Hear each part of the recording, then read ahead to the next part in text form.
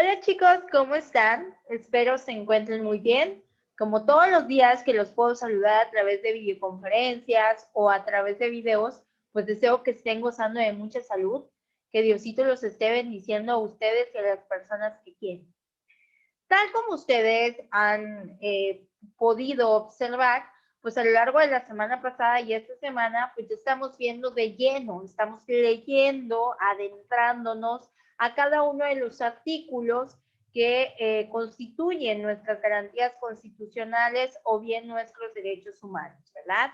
Estos derechos humanos ya hemos hablado en varias ocasiones que se encuentran establecidos desde el artículo 1 al 29 de la Constitución. A lo largo de estas lecciones en las que hemos analizado los artículos constitucionales que son los derechos humanos, pues hemos hablado ya del artículo 1, 2, 3, 4. El 4 fue el artículo que vimos en la clase pasada y que vimos que dentro de él tiene un montón de derechos humanos, ¿verdad? Ahora nos va a tocar hablar acerca del artículo 5 o analizar el artículo 5. Antes de continuar, quiero comentarles que es muy importante, corazoncitos hermosos, que ustedes puedan checar estas lecciones.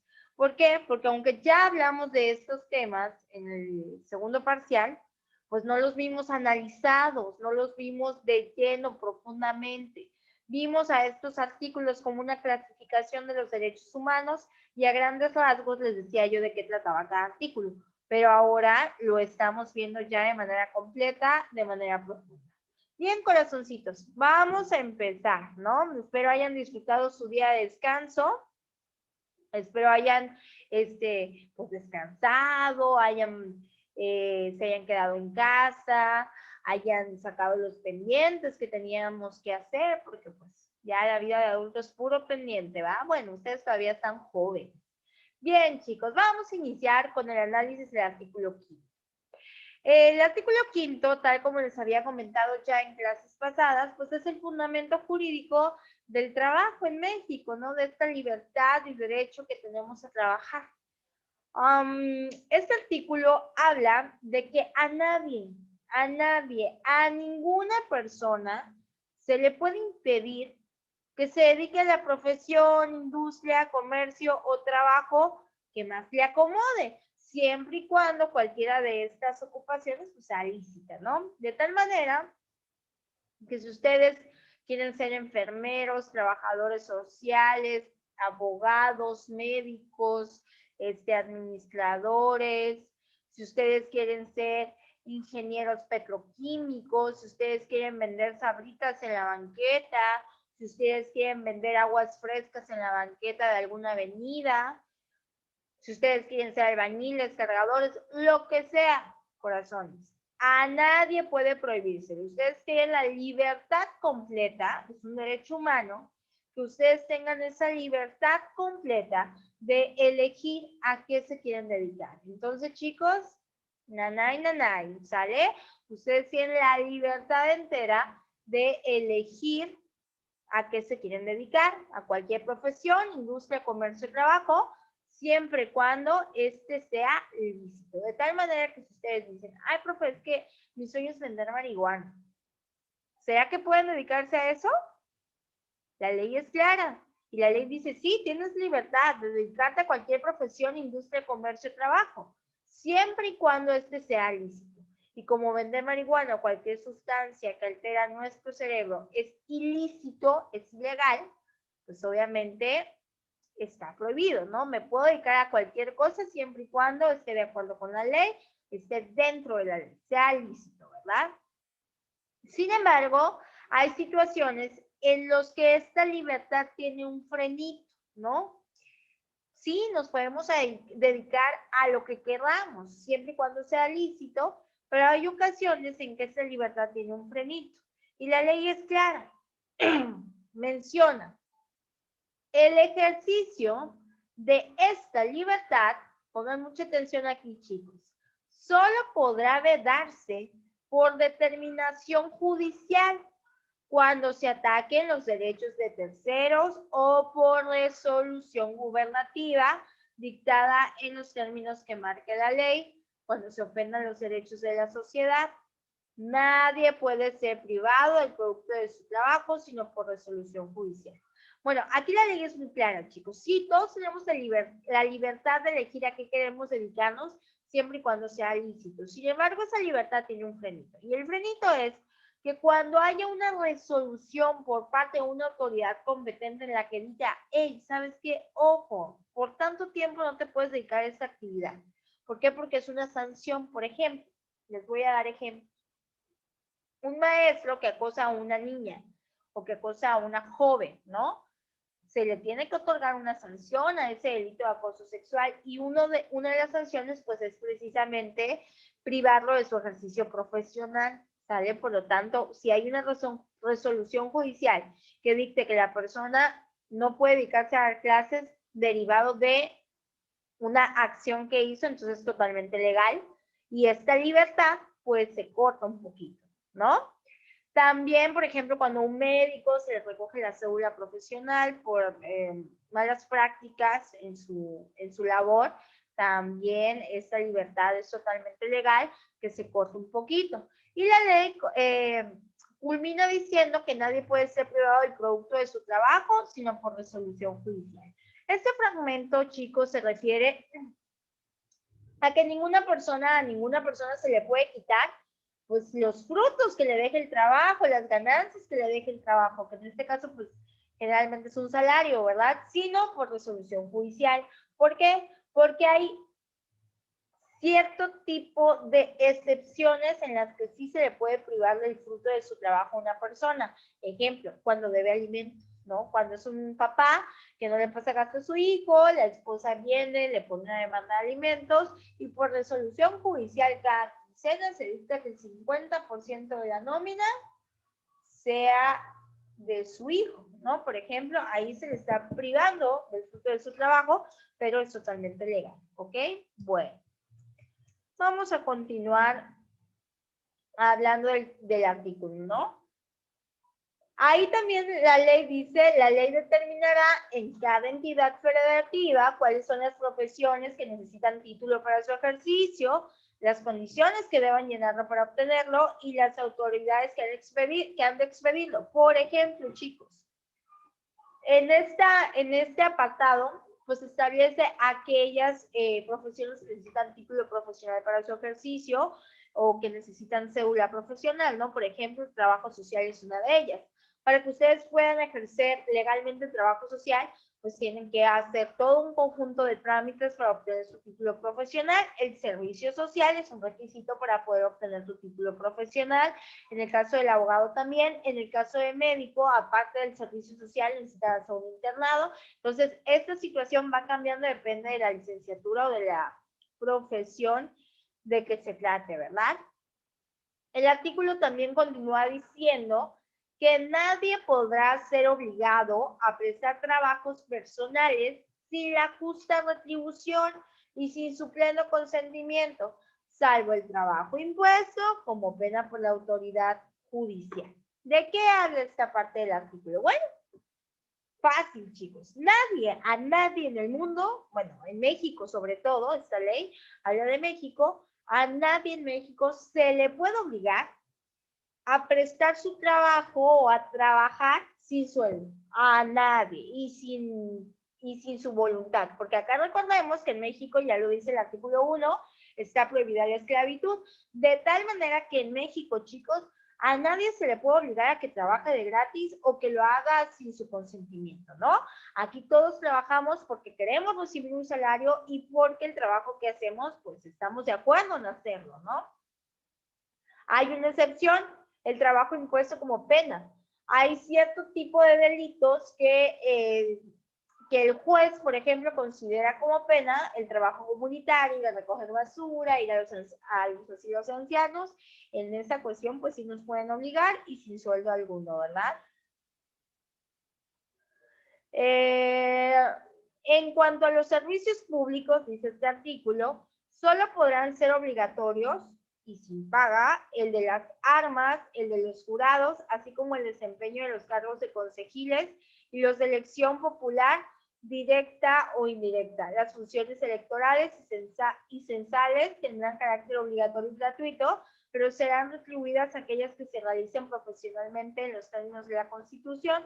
Los servicios profesionales de índole social serán obligatorios y retribuidos en los términos de la ley y con las excepciones que ésta señale. Bueno, esta parte prácticamente nos habla de qué servicios públicos son obligatorios que hagamos, como por ejemplo nuestro servicio militar, cuando servimos de jurado en algún juicio. Generalmente esta figura de los jurados en juicio en México no se utiliza, ¿no? ¿De qué se trata? Pues de que hay un juicio y de que el juez impone la pena, pero quien decreta si es culpable o no, eres tú como jurado. Esta es prácticamente la fórmula de justicia que se sigue en Estados Unidos. Acá en México casi no lo hay, entonces, pues no. Pero el servicio que nos habla, por ejemplo, es el de las armas. Si ustedes se dan cuenta, el servicio militar no nos los pagan, no se los pagan a los chicos, al contrario, pues es obligatorio, ¿no? Bueno, esto no me interesa para ustedes. Tampoco. Nos vamos al artículo 6, chicos. Del artículo 5 es todo lo que me interesaba, lo que se me hace más importante para ustedes. Entonces me voy al artículo 6, ¿no? Aquí ya también nos da un derecho de libertad, ¿no? Que es la manifestación de las ideas. El artículo 6 refiere que nosotros somos libres para manifestar nuestras ideas, ¿no?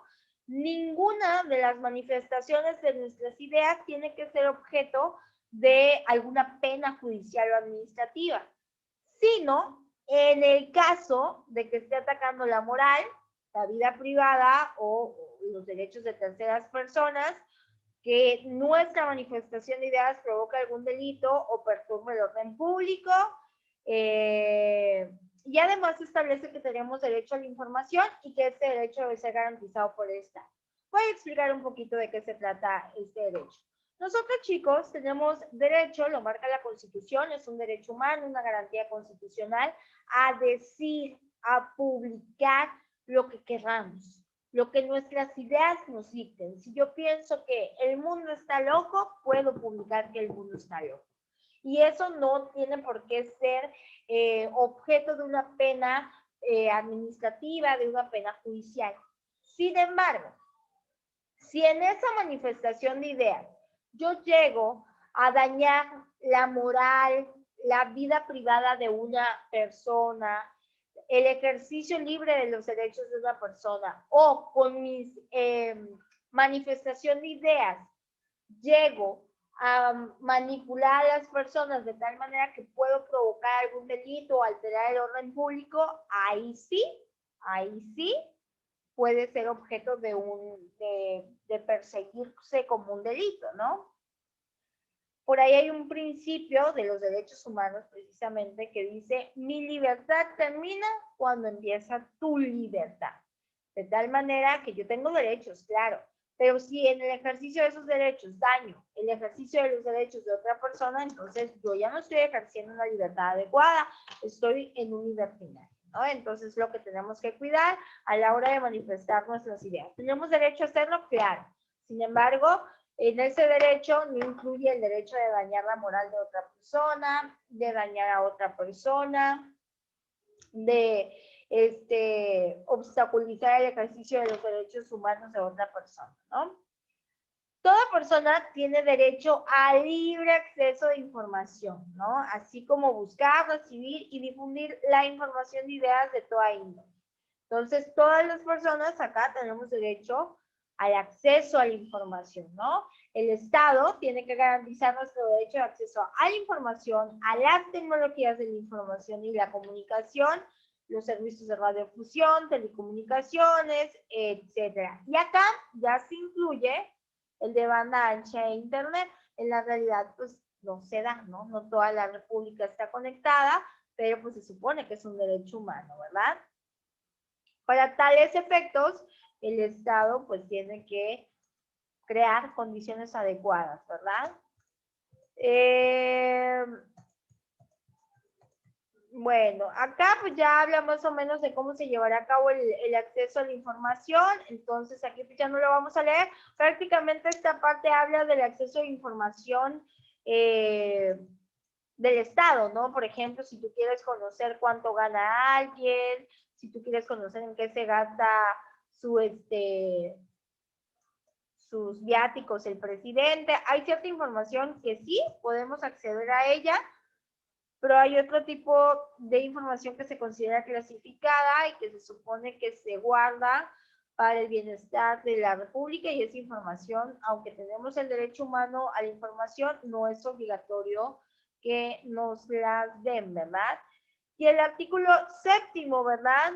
El artículo séptimo también nos habla de la libertad de difundir ideas y opiniones. Ese sí lo vamos a leer de una vez. Ya lo perdí. A ver, chicos, déjenme buscar. Acá está. Es inviolable la libertad de difundir opiniones, información, ideas. Acá nos habla del derecho de la difusión, ¿no? A través de cualquier medio. No se puede restringir este derecho por vías o medios indirectos, tales como el abuso de los controles oficiales, del control de papel para periódicos, de frecuencias radioeléctricas, por cualquier medio y tecnología. No se puede impedir la transmisión y la circulación de ideas y opiniones. Ninguna ley puede establecer la previa censura ni coartar la libertad de difusión, que no tiene más límites que los previstos en el primer párrafo del artículo 6, que ya leímos, ¿verdad? Siempre y cuando no dañe el derecho de terceras personas, la moral, etcétera, ¿no? En ningún caso podrán secuestrarse los bienes utilizados para la difusión de información, opiniones y ideas como instrumento del delito. Bueno, ¿a qué se refiere este artículo? Este artículo se refiere, chicos, a que es inviolable. Nadie puede violar el derecho de la difusión que tenemos a difundir nuestras ideas por los medios que nosotros consideramos adecuados, por radio, por televisión, por papel periódico, por una revista, ¿no? Nadie puede controlar, por ejemplo, radio, la televisión, el periódico, la revista, para que nuestras ideas no salgan a la luz. Eso no puede hacerse, ¿sale? No hay censura en México. ¿Qué es la censura? El hecho de que la autoridad te prohíba decir algo. En México no hay censura, no debe de haber censura. En la realidad vemos que a muchos, por ejemplo, periodistas, se les ha violentado, se les ha intentado matar, se les han hecho atentados. Pero como derecho humano, la ley dice que no debe de suceder eso, porque en México no hay censura. De eso habla el artículo 7 del derecho de la difusión, que tenemos ideas. Bueno, chicos, lo vamos a dejar hasta acá el día de hoy. Cualquier duda, pues ya esté a sus órdenes. Vamos avanzando, corazoncitos. La próxima clase veremos el artículo 8, 9 y 10. Y ya estaremos viendo casi la mitad, ¿verdad? Casi la mitad del total de las garantías constitucionales o derechos humanos. Cuídense mucho. Nos vemos la próxima clase. Muchas bendiciones, chicos.